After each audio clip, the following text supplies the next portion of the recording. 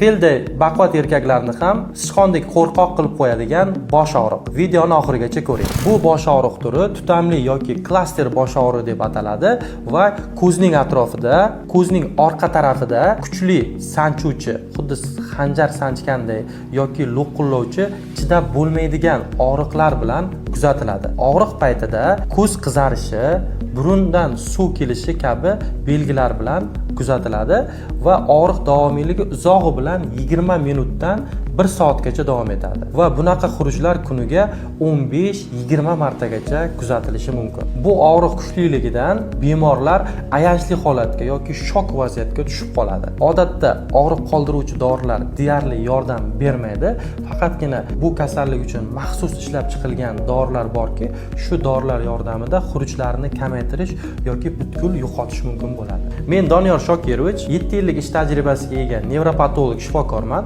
Hozirgi kunda bu kasallik bilan og'rigan bemorlarni Hilol Med klinikasida davolab kelmoqdamiz. Bu kasallik agar sizni bezovta qilayotgan bo'lsa, bizning klinikamizga murojaat qiling.